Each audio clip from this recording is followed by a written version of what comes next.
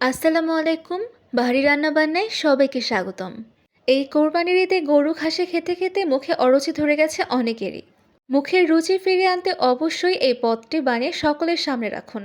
বিশ্বাস করুন বন্ধুরা, সবাই 2-3 প্লেট ভাত খেয়ে সাবার করে দেবে এই পদটার সামনে পেলেই। আর এই আইটেমটা এত বেশি মজা যে অন্য কোনো আইটেমই পাতে নিতে ইচ্ছে করবে না।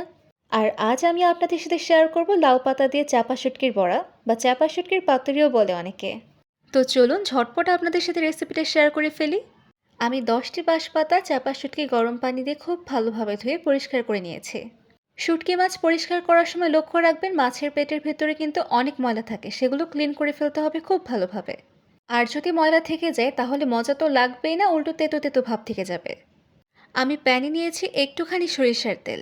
সরিষার তেল দিয়ে গরম করে 10টি চাপা শুটকির জন্য 20টির মতো শুকনো মরিচ নিয়েছি এবং তা খুব ভালোভাবে ভেজে নিচ্ছি। একটু ঝাল ঝাল না হলে কি শুটকি খাওয়া জমে বলুন তো? আর আপনারা অবশ্যই আপনাদের পছন্দ মতো শুকনো মরিচ দেবেন। এবার আমি হাফ কাপ পেঁয়াজ কুচি ও 15-20টার মতো কোয়া দেশি রসুন দিয়ে ভেজে নিচ্ছি। একটু নরম হলে তুলে নেব পেঁয়াজ কুচি আর রসুনের কোয়াগুলো। তবে সাবধান, বেশি পোড়া হলে কিন্তু মজাটা কমে যাবে একেবারেই। এরপর আরেকটুখানি তেল দিয়ে মাছগুলো ভেজে নেওয়ার পালা। আমার মাছগুলো ভাজা শেষ হয়ে গেছে। এবার পাটায় একে একে শুকনো মরিচ, লবণ স্বাদমতো, পেঁয়াজ কুচি, রসুনের কোয়া, হলুদের গুঁড়ো, মাছগুলো দিয়ে ভালোভাবে বেটে নেব। তো আমি আপনাদের বেটে দেখিয়ে দিচ্ছি। বাটা যত বেশি ভালো হবে পাতুরির টেস্টটা কিন্তু তত বেশি মজা হবে।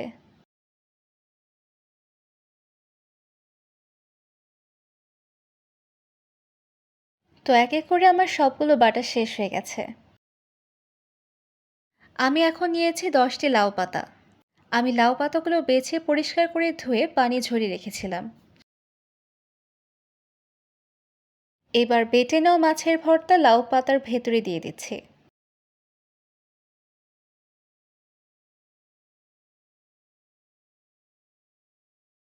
মাছের ভর্তা লাউ পাতার ভেতরে রেখে সুন্দর করে মুড়িয়ে ভাঁজ করে ফেলবো। আপনাদের আমি একটু ভাঁজ করে দেখাচ্ছি।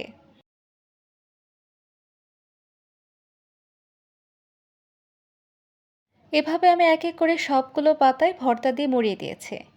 এখন ভেজে ফেলার পালা। আমি একটি প্যানে অল্প তেল নিয়েছি। এরপর আমি কয়েকটা নিয়ে এপিট ওপিট করে ভেজে নেব একেবারেই লো আছে। তবে সাবধান, বেশি সময় নিয়ে কিন্তু ভাজতে যাবেন না, না হলে পাতাগুলো পুড়ে একদমই মুচমুচে হয়ে যাবে। এটা কিন্তু কিছুটা নরম থাকবে। তো ব্যাস, এখন তৈরি হয়ে গেল এই মজাদার লাউ পাতায় চাপা শুটকির বড়া।